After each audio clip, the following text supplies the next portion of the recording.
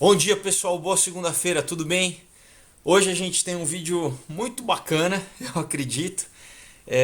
Antes, claro, né? Vou recomendar para vocês os quadrinhos Caos, Aurora, Um Outro Dia e Comunhão, tá bom, pessoal? Quadrinhos incríveis, super bem feitos, com história muito bacana, vale a pena vocês lerem, conhecerem, tá?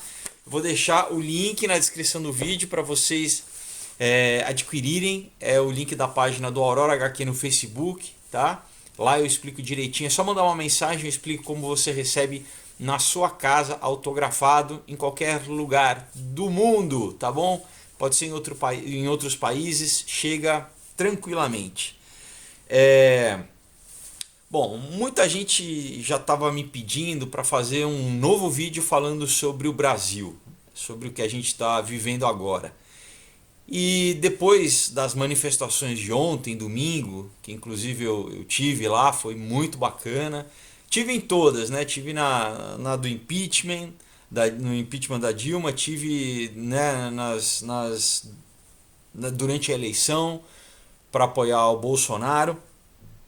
E agora falando de uma coisa bem local, o que a gente está vivendo, né?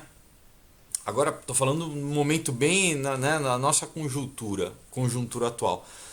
A gente sabe que é uma guerra cultural, uma guerra midiática, uma guerra política para desestabilizar o governo. A gente sabe que, por exemplo, medidas necessárias como a reforma da Previdência, já se sabe há muitos anos que isso é necessário. Só que o que acontece? Não querem deixar que ela passe porque sabem que se ela passar, inclusive o Paulinho da Força já falou, né? Isso é público. A oposição já não, nem esconde mais, já falou publicamente que se deixarem passar isso, a economia do Brasil obviamente vai melhorar e eles não têm nenhuma chance de ganharem a eleição, as próximas eleições, que o Bolsonaro se reelege e que isso vai. Eles querem o poder e querem voltar. Claro que a gente tem os idiotas úteis, né, que eu vou falar um pouquinho mais para frente sobre essa expressão. E tem as pessoas que simplesmente foram cooptadas pelo sistema, é o tal do centrão, e são párias, né? São sanguessugas, estão se aproveitando há anos aí e não estão nem aí para o país, para a população. Então a gente está nesse momento aí que exatamente foi por isso que a população se mobilizou de uma forma novamente espontânea, isso que é sensacional, indo contra qualquer narrativa criada pela mídia. E a gente vê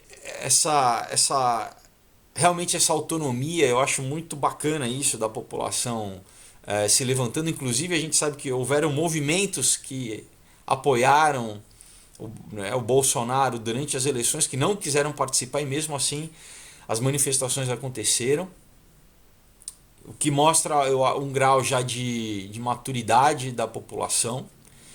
Mas eu acho que a gente precisa entender ainda um pouco mais o que um espectro maior, o que tem acontecido não só no Brasil, mas vamos pegar historicamente, mas no mundo inteiro, não é? O que o que a gente está vivendo agora. Ontem também, domingo, né, você teve uma votação na França onde a Marine Le Pen, que é conservadora, ganhou nas eleições, o que mostra como um país, por exemplo, como a França, né, centro da Revolução Francesa, sim, né, onde surgiu vários movimentos anticonservadores, como por exemplo toda a filosofia relativista, né? É, um país que infelizmente grande parte da população hoje em dia, ou pelo menos até há pouco tempo se proclamava ateísta, a gente vê um retorno. Por quê, pessoal? Porque na prática, quando as pessoas sofrem, como os franceses sofreram nos últimos tempos com as políticas globalistas, né, do Macron, que é um cara ele trabalhava para os Rothschild, quer dizer, muitos falam que ainda trabalha, mas ele era um banqueiro do banco. Isso você pode, não é teoria da conspiração, não. O que? Então você tem, primeiro, né, também uma ressalva que eu quero fazer aqui. Muita gente, em outros vídeos até que eu falei, pessoal, a gente não pode confundir. Tem uma coisa comum, principalmente a galerinha um pouco mais jovem, de achar que, não, a direita e a esquerda é a mesma coisa. Quando eu falo, e daí você já acha, não, então Estados Unidos e China é a mesma coisa. Pessoal, a gente tem que separar cultura de nacionalidade, de etnia, de país, de sistema econômico, tá? Porque não dá pra gente chamar tudo de direita e esquerda. Se tem alguma coisa que é a mesma, é essa operação de gente que não tem país, dos banqueiros, que eles são, que são as pessoas que criaram todas essas agências internacionais, né? Como o CFR, como o Bilderberg, como o Clube de Roma, como o Banco Mundial. Esse pessoal, sim, eles não têm allegiance, né? Eles não têm apego a nenhum país, a nenhuma cultura específica. E eles que querem implementar a globalização. Não é? Por quê? Porque é a única forma de você ter um sistema de controle mundial, né? Através da globalização. Então a gente tem que ter cuidado em conflagrar tudo no... Quando eu falo, né, olha, a gente tem que entender que na história você tem banqueiros americanos e banqueiros europeus patrocinando, por exemplo, a Revolução Russa. Não quer dizer que direita e esquerda é a mesma coisa, nesse sentido maior. Então, em vez da gente trocar, vamos trocar a nomenclatura de direita e esquerda por conservador, tá? E eu vou propor uma outra nomenclatura, tá? Que não é o que a esquerda chama de liberal, de progressista. Na verdade, se a gente pegar o oposto de conservador, né, do que conserva, você tem o que perverte, o que decompõe, tá? Então, você tem um pensamento conservador e um pensamento degenerador, tá? Que degenera a sociedade. E aí eu vou falar para vocês como que esse processo de degeneração é necessário para eles implementarem as mudanças sociais e dirigirem ao longo da história, né, para onde a gente está agora. Então vamos voltar um pouquinho, vamos voltar no século XVIII. Então, final, né, do 1700 e pouco, você tem várias coisas decisivas. Você tem a Revolução Francesa, você tem a Revolução Americana, né? Você tem o nascimento do Illuminati. Tudo isso no final do século XVII. Aí você tem as guerras napoleônicas e no começo do século XVIII, desculpa. No começo do século XIX, você tem aí um grande... Claro, você tem ainda movimentos internamente. Se você for estudar a fundo, você tem já as internacionais, mesmo antes do Marx nascendo, você tem alguns movimentos ali, tentativas de golpes aqui e ali, mas em geral, depois do término das guerras napoleônicas, você tem um período de prosperidade, né?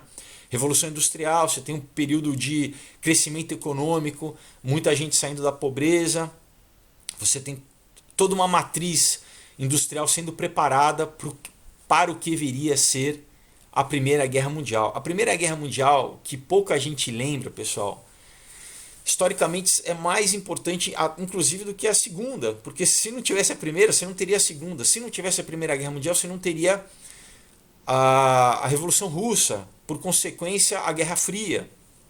Você não teria o Holocausto, você não teria o retorno de Israel como nação. Você tem uma série de desdobramentos a partir da Primeira Guerra. Você não teria a Liga das Nações e depois na Segunda Guerra a ONU, as Nações Unidas. Então, a gente precisa entender um pouco mais assim, né, num espectro maior do que são esses grandes movimentos históricos e aonde que eles vão nos levando. E o Brasil faz parte disso, porque, pessoal, como eu já falei aqui, eu cresci ainda nos anos 80, né, eu ainda lembro no final dos anos 70, o período do regime militar, o período da chamada abertura, né? E tudo que aconteceu, as crises econômicas durante os anos 80, todas as crises econômicas. E o que acontece em 89, cai o muro de Berlim. E aí, quer dizer, o grande temor que todo mundo tinha da Guerra Fria, de uma guerra nuclear, daquela enorme polarização, mas você tinha essa grande, vamos dizer assim, era muito evidente né, você tinha o bloco soviético e você tinha o resto da sociedade ocidental que você não tinha essa polarização que a gente vive hoje, né? E daí o que acontece? Então acaba, né, como se tivesse acabado um grande erro, na verdade, né, de muitos historiadores. É o fim da história, acabou, acabou a polarização entre capitalismo e comunismo. Não, pessoal. Aí que sim, era uma coisa que era uma só, vamos dizer assim, e ela se pulverizou e começou há muito tempo já que tenta, né, movimentos tentam ser implementados em todos os países, né? Você tem partido comunista nos Estados Unidos no começo do século XX, no Brasil também, em todos os... Mas assim, a partir do momento que parecia que o inimigo tinha sido derrotado, parece que houve um relaxamento, e aí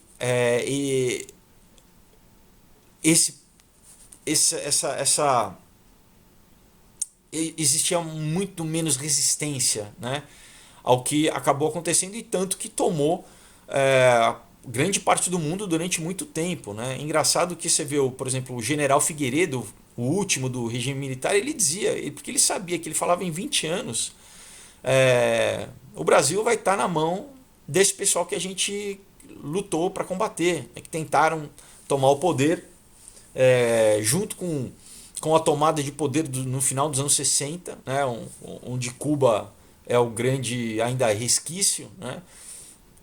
Durante aquela época, toda a América Latina, em todos os países, houve essa tentativa de tomada, né, de poder através de revoluções patrocinadas pela Rússia, pela União Soviética. Mas enfim, conseguiram segurar um tempo. Depois, inclusive, né, a gente sabe, Foro de São Paulo e tudo isso, toda a América do Sul e maioria da América, vários países da América Latina foram para a esquerda, né? Você tem o Labour Party na Inglaterra subindo ao poder. Você tem grande parte, né, nos Estados Unidos, também aí é um pouco mais complicado, porque você tem coisas como, né, 11 de setembro e tal, mas você tem também a esquerda subindo, né, com Obama e tudo. Você tem na França, você tem, enfim, você tem um crescimento. E agora eu vou falar de um sujeito chamado Yuri Bezmenov, né, que é um agente da KGB que desertou, e ele conta exatamente como que é o processo de você infiltrar e desestabilizar uma nação. Isso para vocês entenderem que o que aconteceu foi mundial, e aconteceu aqui no Brasil também. E o que? E esse backlash, né? Esse movimento contrário, orgânico, popular, que a gente vê o que? Com o Trump, a gente vê aqui no Brasil com o Bolsonaro, a gente vê na Argentina, a gente vê, né, basicamente tudo que era dominado na América do Sul deixou de ser, tirando a Venezuela, né, pela esquerda. Você tem agora na França, né, com a Le Pen,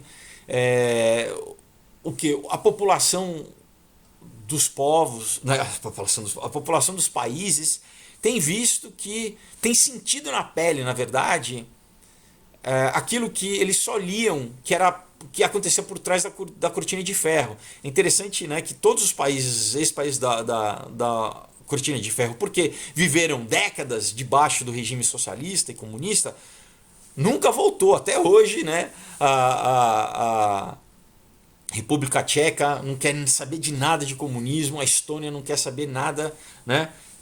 Claro que vai infiltrando por outro lado. Agora o que? Pela tecnologia. Eu vou falar um pouco disso um pouco depois. A Hungria, a Polônia, eles são países que são fechados porque para crise de imigração, porque, né, eles não aceitaram essa infiltração forçada da comunidade europeia, da massa islâmica, porque eles sabem que isso dilui a cultura. Eles sabem, porque eles já viveram anos, né, eles sabem do movimento globalista, eles sabem da grande globalização. Então, enquanto os países ocidentais que, né, durante a Guerra Fria ficaram do lado de cá, então, por enquanto, porque você vê, né, como eu falei, o movimento já do Brexit, né, a Inglaterra já saiu, já descolou, você tem a França querendo descolar, a Itália também. Então, é isso, né, os banqueiros patrocinando esses grandes movimentos de unificação, de globalização, para o quê? Para a nova ordem mundial, para você ter novamente um sistema de controle. Isso politicamente. O outro lado está caminhando, que é o quê? Através da tecnologia, né? E você tem o quê? A população falando, não, a gente não quer isso. A gente não quer isso. Isso também aconteceu no Brasil. Enfim, então vamos começar aqui. Tem uma frase do Stalin dizendo assim: a América é como um corpo saudável e sua resistência é tríplice. Seu patriotismo, sua moralidade e sua vida espiritual. Se pudermos minar essas três áreas, a América entrará em colapso por dentro. Tá? Stalin disse isso. Isso não só a América. Ele fala América porque era o grande símbolo de oposição à União Soviética, talvez o grande símbolo recente da cultura ocidental, mas isso todos os países da cultura ocidental, que a gente fala da tradição judaico-cristã, que traçam o seu princípio da tradição judaico-cristã, né? O que muitos falam Atenas e Jerusalém, no sentido da razão, da filosofia grega e da espiritualidade judaico-cristã, né? Isso basicamente é a cultura ocidental. E Nikita Khrushchev, que é o sucessor do Stalin, ele diz assim: a imprensa é nossa principal arma ideológica. Eu iria além, não só a imprensa, mas a cultura. A imprensa, na verdade, é o mouthpiece, né, que eles dizem em inglês, é o alto-falante, é quem proclama qual que é a ideologia, qual que são os passos que devem ser seguidos, tentando formar o pensamento nacional. Mas claro que por trás só do que é noticiado, a gente tem a cultura, que é isso que eu vou entrar agora, que é o que muita gente esquece. E isso é o que vamos dizer, os conservadores não podem relaxar, porque esse é um grande problema muitas vezes dos conservadores, de quem, né, de você, o liberalismo clássico, vamos dizer assim, do indivíduo. Cada um, eu cuido da minha vida, eu trabalho e eu meio que eu esqueço o outro lado, né, os degeneradores. Vamos dar esse nome para a esquerda, começar a chamar a esquerda do que ela é na verdade.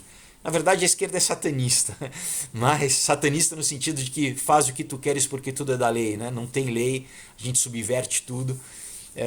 Mas os degeneradores, eles estão o tempo inteiro trabalhando, eles estão o tempo inteiro subvertendo, eles estão o tempo inteiro fazendo oposição e subvertendo.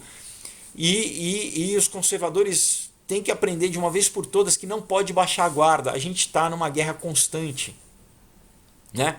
Uma guerra pode não ser uma guerra armada, mas sempre a gente está numa guerra, infelizmente, ideológica. Antigamente existia o que se chamava o senso comum. O meu pai falava muito disso, bom senso. que é a mesma coisa que o senso comum, no sentido que antigamente você podia, né, divergir de algumas coisas, mas tentava se chegar a algum ponto, e hoje em dia criou-se, né, isso é tudo criado, essa grande polarização. A gente vai falar por quê. Então, assim, esse cara, Yuri Bezemov, né, ele foi muito importante porque no começo dos anos 80, nos Estados Unidos, ele já delineava, ele já falava, ele desertou, na verdade, para o Canadá. Né? E ele era jornalista da RA Novosti, né? E foi informante da PGU e da KGB. Então ele é um cara que foi treinado, ele fala com propriedade, inclusive ele conta que apesar de todo o doutrinamento dele, de tudo que ele cresceu, né, durante os anos soviéticos, ele fala em alguns momentos que ele chegou a questionar se aquilo era verdade ou não. O primeiro foi quando, logo após a Segunda Guerra, todo o discurso que era a favor dos americanos e que para os próprios russos era difícil de entender, porque durante a Segunda Guerra eles de repente que não tinham comida, né? A gente sabe de toda a questão do cerco de Stalingrado e todas as batalhas ali, né, no inverno russo, como morreram russos de frio e de fome. Então eles recebiam comida dos americanos. Então ele fala para uma criança que sobreviveu comendo de repente uma latinha de leite condensado americano com a bandeira e tudo, como que de repente aquelas pessoas que ajudaram viraram inimigos. Então a primeira coisa que em algum momento ele se questionou. A segunda foi exatamente quando o Khrushchev ele abriu os arquivos do Stalin e foi revelado a quantidade de pessoas que morreram, russos, ucranianos, enfim, pessoas da União Soviética do próprio povo deles, que foram mortos pelo regime do Stalin. Então, o segundo momento, depois em 68, na tomada da Tchecoslováquia, por força, como tratorizaram, como sufocaram o povo, como fizeram com todos os povos ali do Báltico, que enfim, eu já falei isso em vários outros vídeos, eu visitei todos esses países em loco, tive lá, fui nos museus contra o comunismo. Então isso para quem está no Brasil, que eu falo, é muito, às vezes não dá nem para brigar muito com a galera que é doutrinada e que está no barzinho ali, né, da esquerda, porque eles não conhecem historicamente, porque nenhum professor ensinou. Eles não viram em loco, eles não foram ver a realidade, eles não sabem as pessoas que passaram por aquilo. Então é contado o que é a utopia. Eles estão na utopia, que é a grande isca, né? Que o mundo é injusto, você tem dificuldades na sua vida, então venha para o nosso barco, para o grande Estado. Né? Não tem Deus, mas tem o grande Estado, e o grande Estado vai resolver.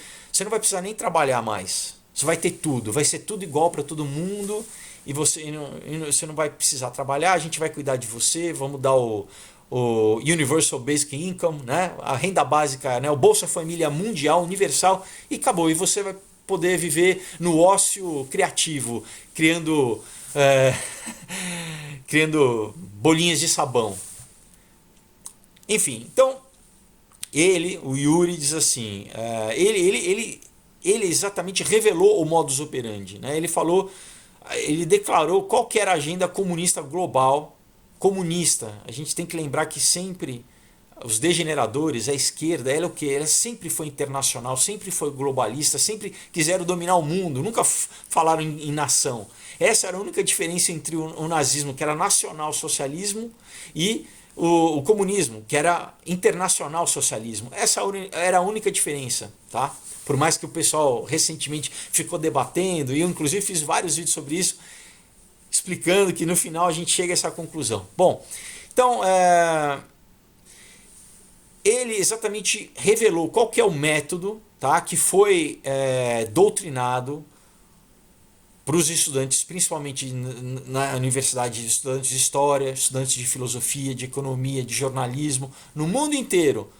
Para o quê? Para fazer com que eles se tornassem inimigos intelectuais, tá, do conservadorismo, né? Geralmente através primeiro da cultura, e a cultura virava política, e a política virava o quê? Força, virava violência, né?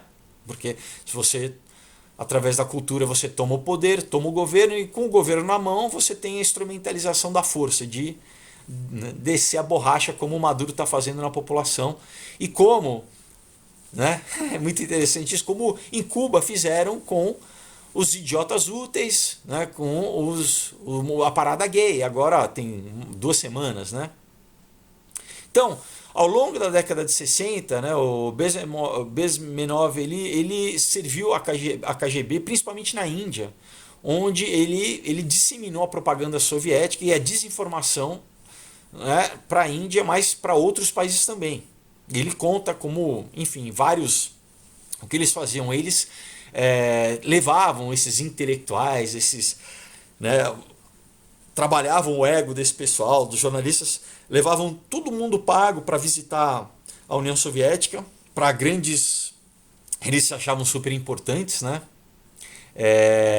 Davam presentes, davam, né, vodka, mulheres, orgia, ou enfim, né, o que o pessoal se interessasse, e para o quê? Para depois mandar eles de volta para os países deles, muitas vezes para eles ficarem como sleepers, né, para eles ficarem esperando, aguardando o momento de serem acionados, como a gente teve aqui no Brasil, né? Como a gente sabe que, por exemplo, Zé Dirceu foi treinado em Cuba, né?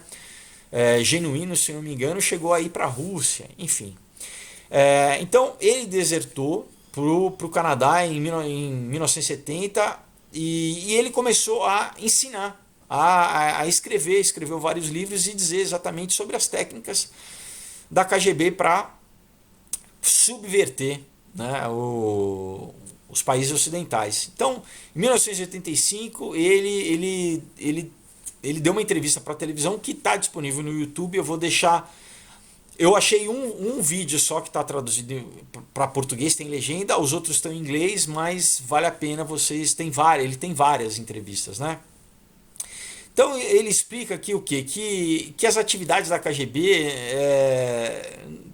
a gente tem aquela coisa romântica, né, do James Bond, né, contra o Spectre, né, durante alguns filmes ainda, principalmente com o Sean Connery, mas alguns com o Roger Moore também, né, dessa coisa toda romântica. Mas ele fala que 15% do tempo e do investimento da KGB era nesse sentido, assim, né, da espionagem clássica, vamos dizer assim, mas a grande preocupação deles, o grande investimento era com a subversão ideológica. 85% dos recursos era para a subversão ideológica, que é o quê? Que é onde você ganha a guerra sem disparar um tiro, né? Porque é a própria cultura que erode o próprio povo que vai ser teu agente de revolução. Você não precisa invadir, você não precisa... Então, assim, é minar, né? É o que o Gramsci também fala, da quinta coluna, né? Então a chave do programa é mudar a percepção da realidade. É mudar a percepção do como você vê a vida, como você vê os outros. Então, não, tá tudo bem entre as pessoas, as relações entre as pessoas, de repente começa a divisão. Gênero, homem contra mulher, classe social, raça. É você começar o quê? A fragmentar a sociedade, não é? E essa é a chave, exatamente, é o que é através de técnicas subliminares de lavagem cerebral mesmo. Só que o que? Leva tempo, né, pessoal? É um longo período de tempo que isso vai sendo implementado, e eu vou explicar, são 4 etapas que ele descreve, tá?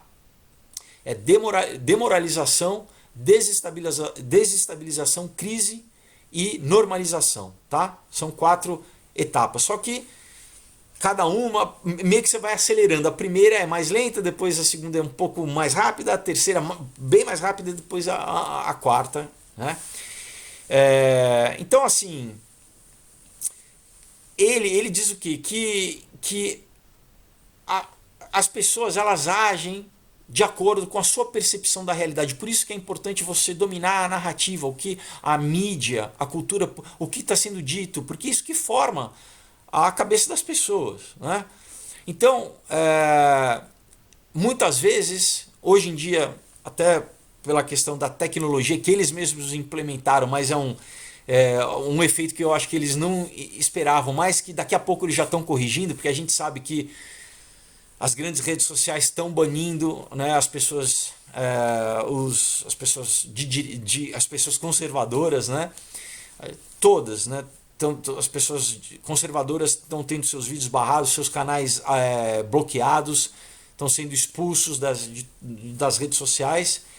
Isso a gente já sabe que é o que é o controle que eles falam, identificaram, falaram, olha, a gente trouxe, né, essa tecnologia que, como eu já falei, a internet, o pessoal remonta do pós-segunda guerra, todas essas tecnologias que a gente vê hoje já foram trazidas na Segunda Guerra, né? Você tinha DARPANET, enfim.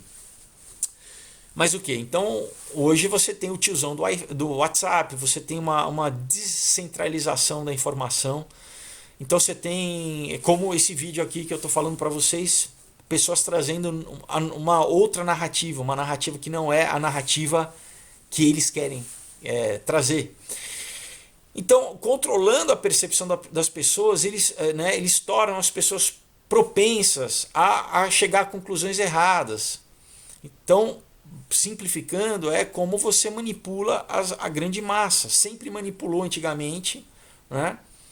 Hoje em dia está um pouco mais difícil porque tem esses movimentos que em inglês eles falam grassroots, né, que são espontâneos, meio que da terra, de pessoas que se levantam e começam a fazer um revisionismo histórico e trazer informações contra essas falácias, né, essas grandes narrativas que eram dogmas culturais, históricos que as pessoas acreditavam, né? Então, como eu falei, a gente agora vai explicar um pouquinho quais são essas 4 etapas, né? A primeira, né, a demoralização. Isso é essencial. Então, você tem uma sociedade estável, você tem que primeiro começar o quê? A desmoralizar a sociedade. Isso o quê? Isso vai começar a criar o campo fértil, vamos dizer assim, de uma cultura de bactéria que vai degringolar. Então, é um processo que leva de 15 a 30 anos, mas de 15 a 20, por que esse tempo? Porque é o tempo que você demora para formar uma geração, principalmente de 15 a 20, que é o tempo que uma criança está na escola, né? Normalmente, pelo menos, você passa até o ginásio, sem falar a faculdade, você passa 15 anos, né? Normalmente. Depois, na universidade, que é, né, hoje em dia a principal arma de doutrinamento ideológico, de embrutecimento, infelizmente é a faculdade, a universidade, não só no Brasil, né, no mundo inteiro. Você tem, por exemplo, o Jordan Peterson, que foi um cara que começou a bater de frente, né, um cara que deu aula em Harvard, professor emérito lá em Toronto, e o quê? Porque ele identificou isso como, principalmente nos estudos sociais, né, não nos hard science, né, não engenharia e tal, apesar que, né, até em alguns cursos como administração você tem isso, mas principalmente nos estudos sociais você tem esse grande doutrinamento que remonta à escola de Frankfurt, né? Escola de Frankfurt, tá? Theodor Adorno, Mínima Muralha, aqui, ó, Adorno e Horkheimer, né? Dialética do Esclarecimento. Que é o quê? Que exatamente eu fiz faculdade de cinema, pessoal, e eu aprendi isso na faculdade de cinema, tá? E os professores ensinando todo mundo. Então por isso que a gente entende como que a cultura, como que você tem toda uma geração que só sabe produzir por esse viés. Não só luta de classe, é muito pior, porque eu vou pegar aqui um trechinho que eu separei para vocês, tá? Página 166. Dizendo assim, na mesma medida em que o absoluto é aproximado do finito, o finito é absolutizado. Cristo, o Espírito que se tornou carne, é o feiticeiro divinizado. A autorreflexão humana no absoluto, a humanização de Deus por Cristo é o próton pseudos. O progresso para além do judaísmo tem por preço a afirmação de que o homem Jesus era Deus. É justamente o aspecto reflexivo do cristianismo, a espiritualização da magia que está na raiz do mal.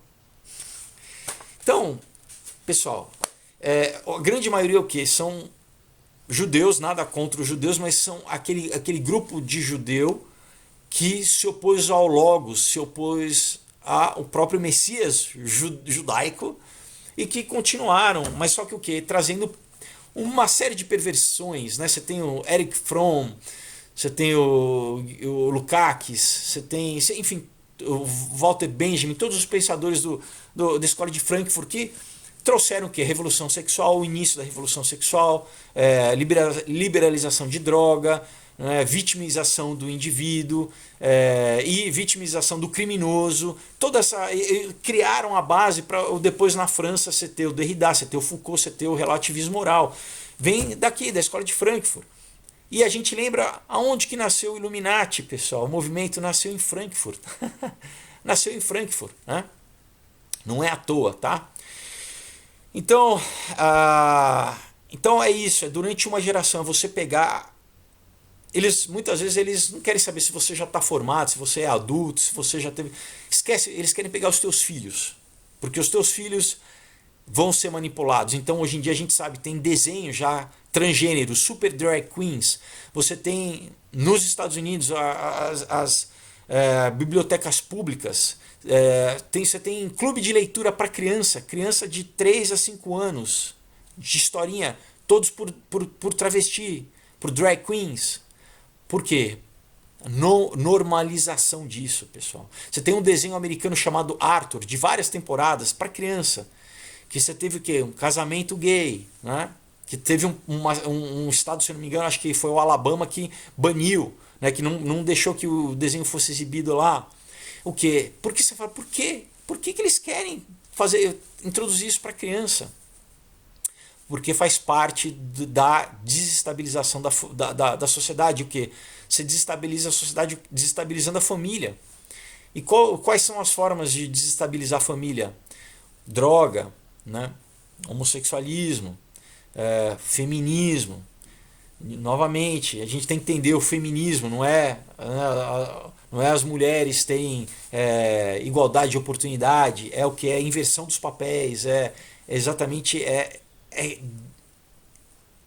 subverter tudo aquilo que durante pelo menos 6.000 anos de cultura sempre foi normal, que nasce da biologia, da interconexão entre os sexos, entre o masculino e o feminino, os dois papéis em prol da criação da nova geração, da próxima geração, né?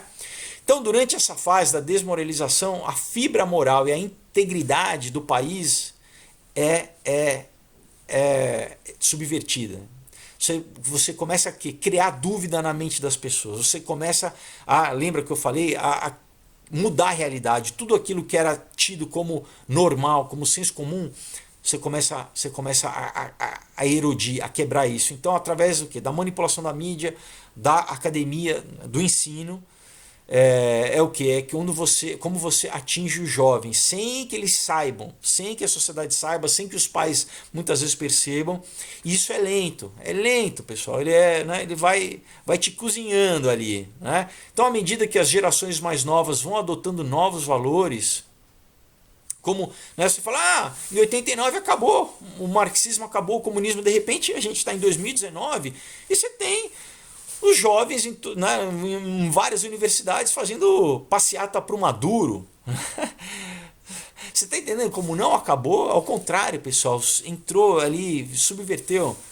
Então, e o quê? E exatamente para pegar a nova geração e criar uma oposição com a geração, com os pais. Novamente você fragmenta a família. Você cria atrito, você cria um atrito social. Então, entre homem e mulher, entre classes sociais, entre gênero, entre pai e filho, entre gerações. Então, e aí os fatos já não importam mais, ainda mais hoje em dia. Isso ele falou em 85, mas hoje em dia, né? Por quê? Porque você tem tanta contra-informação, desinformação, né? Que durante esse estágio de doutrinamento, fato histórico, muitas vezes ele é relegado à emoção. As pessoas não interessa mais. O que? É a percepção que você criou que é importante. Porque o doutrinamento é tão grande que você apresenta os fatos, a pessoa não, ela resiste porque ela acabou se identificando, ela acabou construindo uma identidade aquela ideologia, né?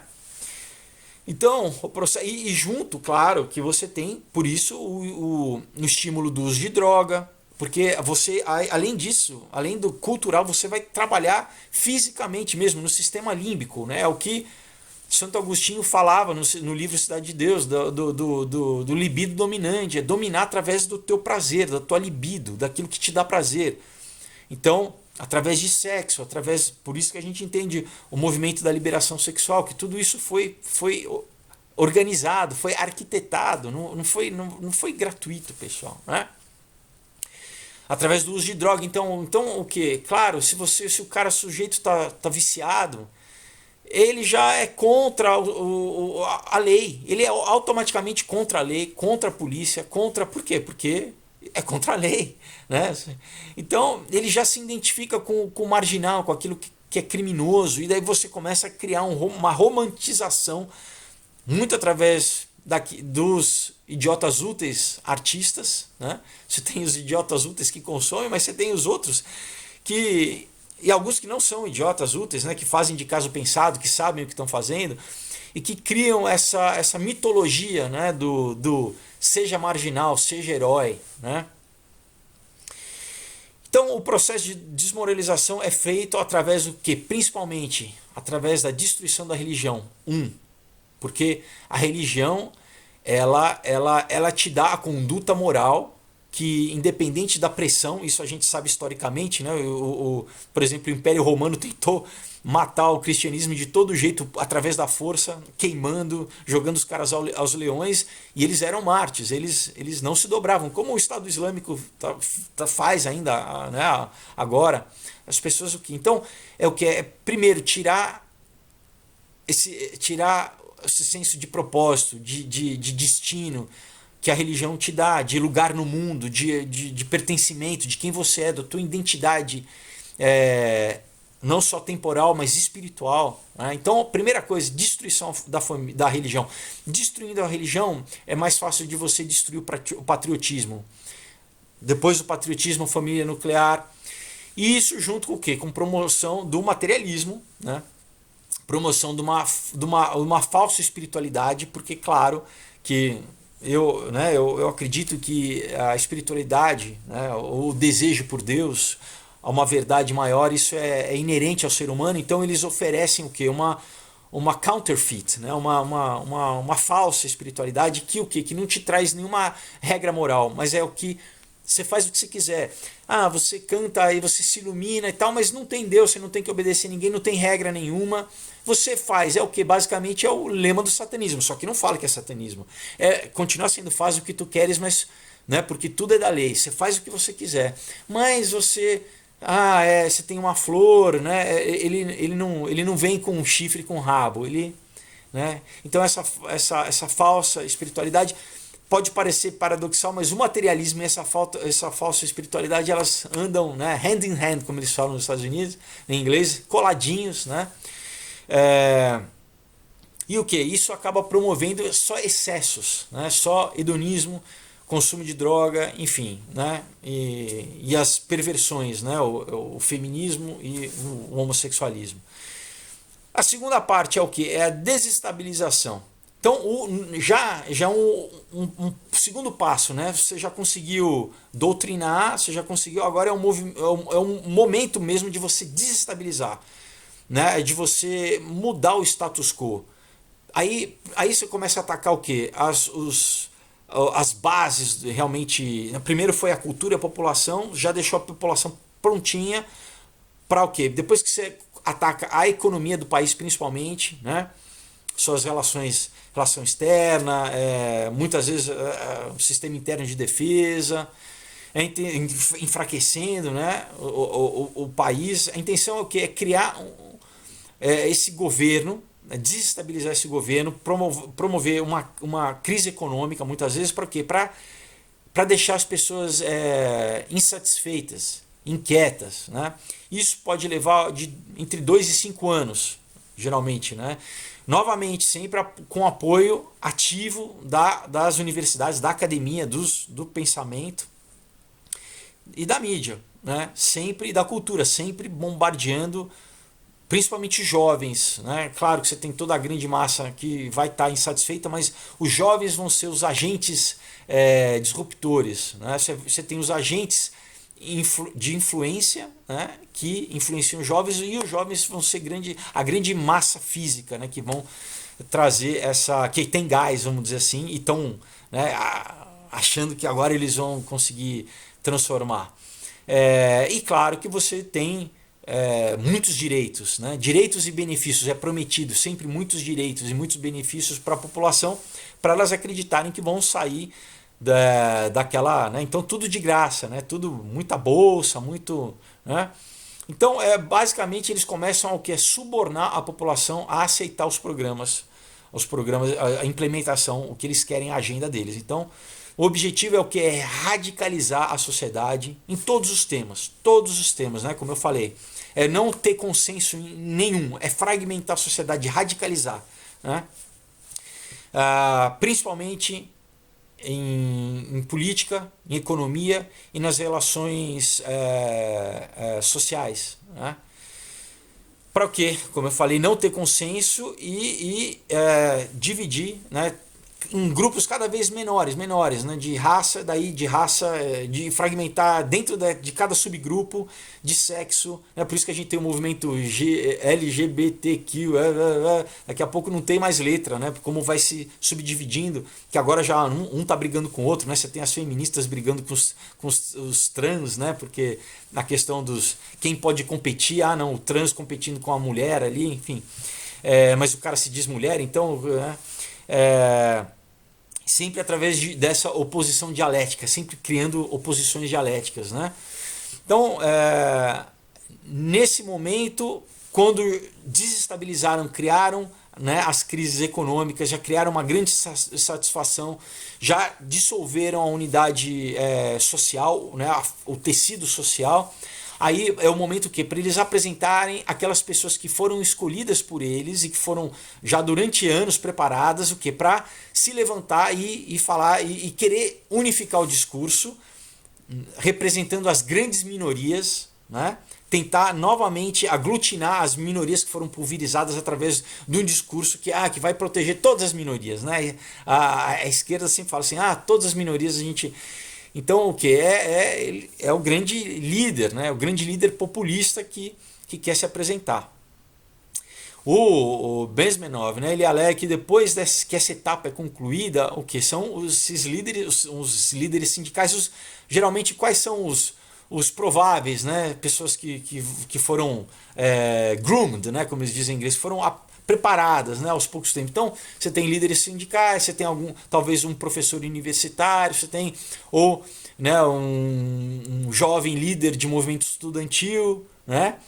Como a gente viu um senador aí há pouco tempo, né, que era de um movimento, vários, né, ativistas sociais de grupos, né, esses são os idiotas úteis, tá? Que eles são necessários durante esse momento, durante tanto o momento de desmoralização quanto o momento de desestabilização, mas que depois, pessoal, né, depois que tem a crise, que é o próximo passo, e depois quando chega no momento da normalização, que eles têm que, pronto, a gente tocou fogo na sociedade, a gente, né, criou o caos, agora a gente precisa entrar com a ordem, né? Como se você for estudar a história do movimento em Cuba, na União Soviética, o que acontece? Esses agitadores, esses idiotas úteis, eles acham que eles vão ir na onda, eles vão também estar no poder. Não, eles vão ser eliminados rapidamente, né? Então ele cita como isso aconteceu na Nicarágua, como aconteceu em Granada, como aconteceu no Afeganistão, como aconteceu em Bangladesh. E como eu falei agora, a gente viu novamente agora em Cuba com a repressão da parada gay, né? Você fala, poxa, mas Cuba é comunista, é esquerda. Não, né? Eles matavam, né? O Che matava, né? Na União Soviética eles eram mortos, né? Enfim. Então a gente vai para a terceira parte, a crise. Esse é um passo importante que agora muito rápido, né? Que pode durar no mínimo de 6 semanas, no sentido de pode ser um golpe, pode ser uma invasão militar, mas é o que? É o momento onde você vai, né, preparando, cozinhando, aí é o grande momento de uma revolução, né, da tomada do poder. Então você precisa ter algum evento, né, algum catalisador, né, para isso. Muitas vezes você tem o tal de um false flag, né? Muitas vezes você tem alguma coisa, um assassinato, alguma coisa, né, alguma revolução forçada, como por exemplo a gente tem, né, as primaveras que aconteceram há poucos anos atrás no Oriente Médio, né, por exemplo no Egito, na Líbia, né, como tentaram fazer no Irã. Então assim, isso pode ser através de um movimento cultural, né? Mas geralmente muitas vezes através de guerra, tá? É a forma mais efetiva. Então assim, é o que? Nisso onde você tem também a possibilidade de derrubar um governo e impor lei marcial, né? Então pode ser como eu citei, né, a invasão externa também na Tchecoslováquia em 68. Então é um momento que você tem essa crise política e que muitas vezes você tem corpos de poder que não foram eleitos, né, que são entidades artificiais como partidos, né? Um partido não foi eleito. O partido, para você fazer parte do partido não tem, né? Você tem eleição interna, mas qualquer um pode ser. Você tem sindicatos, né? Você tem ONGs que de repente nesse momento eles podem se levantar e podem apresentar uma dessas figuras, né, que eu citei anteriormente, exatamente para tomar o poder, né? Porque a sociedade está colapsada, ela precisa dessa figura populista para tentar voltar à normalidade. Então é uma crise forjada, pessoal. É o que? Não sei se dá para vocês lerem aqui, é a ordem saída do caos, né? Então é criar o caos. Esse aqui é o Morais e Dogmas, tá? O pessoal pediu para eu mostrar alguns livros para vocês, então estou mostrando alguns livros aí. Então, e aí o que acontece? Aí a gente, bom, né, no caso do PT aqui no Brasil é interessante porque, por exemplo, essa crise, por causa da ganância deles e da incompetência, eles geraram a própria crise, né? Que acabou sendo ótima para tirar eles do poder. Eles mesmos, através da... Né? Demorou, né, pessoal? Mas através da incompetência e da corrupção e da ganância, né? Foi tanta ganância que talvez eles poderiam ter se mantido no poder. Claro, né? Você vê o José Dirceu falando, a gente vai ficar 30 anos no poder. Essa era, né, no mínimo, a ideia deles.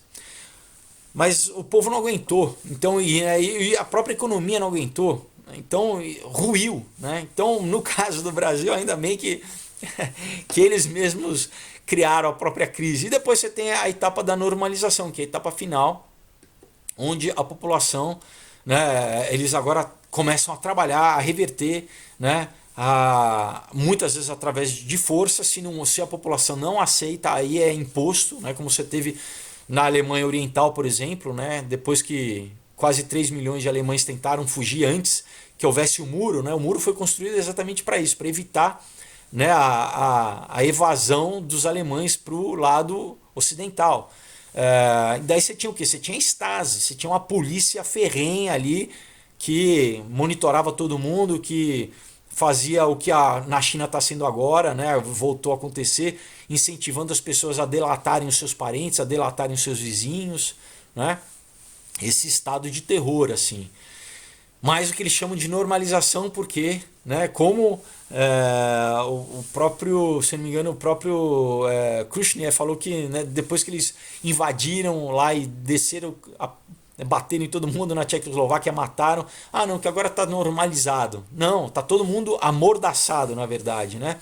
E a gente vê isso, que daí o que? Aí é o momento que eles têm que expurgar os radicais, porque os radicais, eles fazem isso, eles são radicais, e aí nesse momento eles acham que eles vão estar no poder, eles não estão, então eles têm que ser mortos, porque primeiro eles sabem muita coisa, eles sabem todo né, de como foi feito, eles têm as técnicas, né, e geralmente eles vão ser os grandes inimigos né, por isso que a gente sabe que o Stalin matou todos os, né, o Trotsky foi morto, né, o Stalin matou todos os seus grandes, né, braços direitos, enfim, a gente vê como isso também esse controle social depois foi feito na Coreia, é feito na China, né?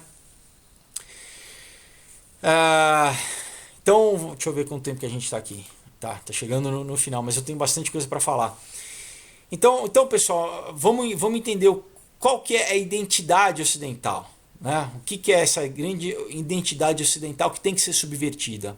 Ao meu ver, né, em termos gerais, ela o que? Ela está nesses princípios em ter resistido ao o despotismo monárquico, tá?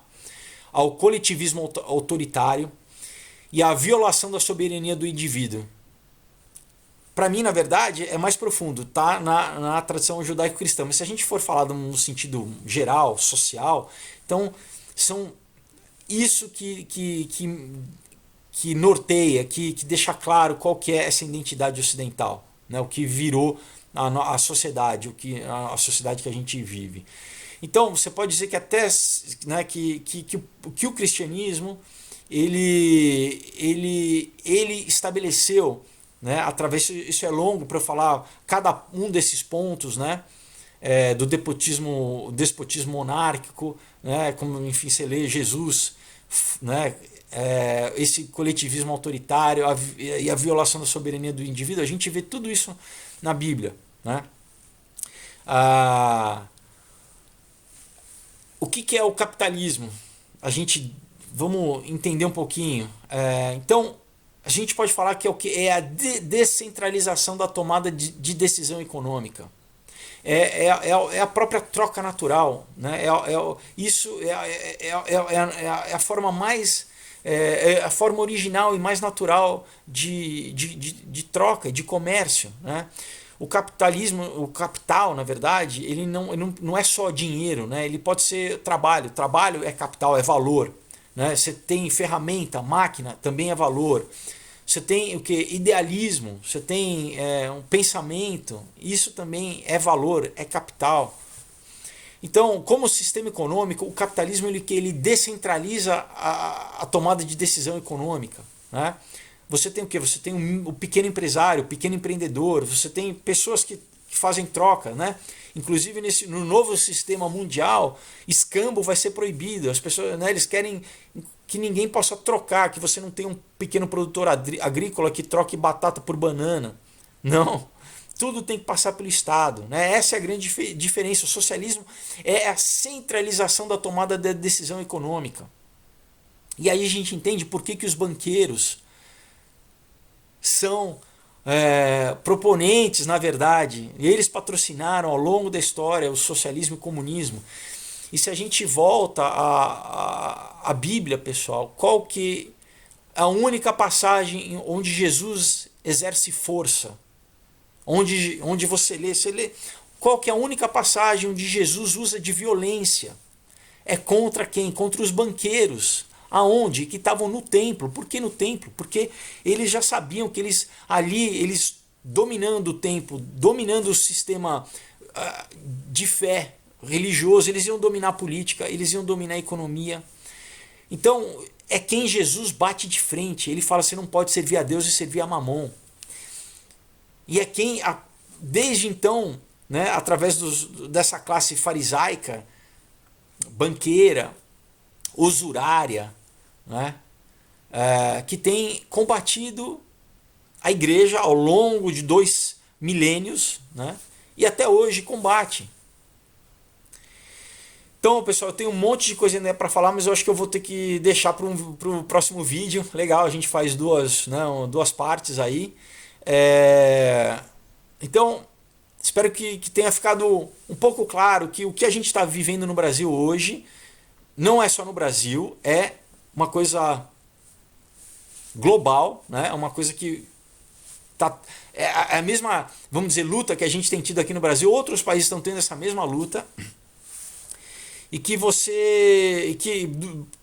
por momento, né, a gente está tendo uma, vamos dizer assim, o povo mundialmente, os países têm mostrado que não querem, que eles sentem na pele essa imposição, né? Como eu falei, né, ontem, a Le Pen na França, o Trump nos Estados Unidos, na Itália também, a direita ganhou, enfim, na América do Sul toda, tirando a Venezuela, né? Então, assim, agora, o que eles agora vão fazer? Vão, obviamente, como que é? Ajustar a máquina, vão tentar ajustar. E não é para desanimar, mas assim, a gente sabe que, escatologicamente falando, isso vai ter que acontecer, né? Isso vai através do que? Da tecnologia, né? E eu acho que vai ser através de alguma guerra, né, pessoal? Que eles estão vendo que o quê? Que pela democracia, vamos dizer assim, pelo voto popular, o povo não quer, o povo não escolhe. Então, alguma coisa drástica, né, alguma crise vai ter que ser gerada para as pessoas abrirem mão da sua vontade e aceitar uma normalização que vai ser imposta, que vai ser finalmente, né, o grande governo mundial aí, né? Então, né, se a gente for, né, junto com, lembrando a carta do Pike, né, das 3 guerras, então, Primeira Guerra Mundial, Liga das Nações, Segunda Guerra Mundial, nascimento das Nações Unidas enfim, uma próxima guerra aí realmente é a implementação, porque agora a gente já tem a tecnologia, né, para o controle social total. Mas estamos num bom momento, então, enfim, é isso, né? É um momento de cada um estar desperto, de cada um, né, saber onde quer, e aqui eu tento trazer informação para você tomar a sua decisão de onde você quer ficar, né? Onde você quer ficar, né? Com os banqueiros que promovem aí, né, a fragmentação da sociedade, a degeneração da sociedade. Mentira, não, vê o Jorge Soros aí, ele apoia todos os movimentos de degeneração, LGBT, feministas, o Pussy Riot na Rússia, no mundo inteiro ele está patrocinando, é ligado ao narcotráfico, enfim, né, desestabilização social. Então, pessoal, vamos ter que continuar semana que vem, tá bom?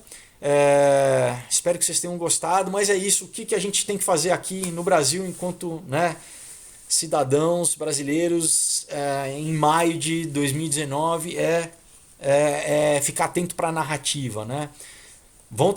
Estão fazendo o que tentaram fazer com o Trump lá, através dos filhos atacar nos Estados Unidos primeiro, né? Também estão tentando fazer aqui com o Bolsonaro, pegando factoide, né? Pegando coisas que não tem a mínima relevância e tentando politizar, tentando qualquer coisinha, né?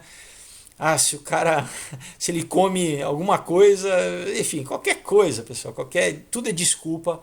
Por quê? Porque a gente viu já que a criminalidade caiu, que o emprego subiu e vai ficar mais difícil refutar a melhora do governo, como nos Estados Unidos, como a esquerda ficou sem argumento, porque a economia começou a melhorar, as pessoas começaram a ter emprego, e em breve isso vai acontecer no Brasil, por isso que eles estão tentando barrar de qualquer jeito a reforma da Previdência, porque sabem que se isso acontecer, a gente vai voltar a crescer, né, e vai ficar muito mais difícil deles terem, né, é o tal do voto do cabresto que eles expandiram para o Brasil inteiro, né? Eles querem deixar todo mundo dependente das migalhas, né, que eles dão, em vez de deixar um povo forte, educado, emancipado e, né, independente, autônomo, que trabalha em prol de um país, né, todo mundo em unidade, enfim.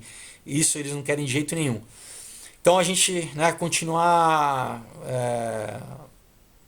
apoiando, não acreditando, né, nas narrativas, né, que querem criar desconfiança do povo em respeito ao Bolsonaro, ao governo, né?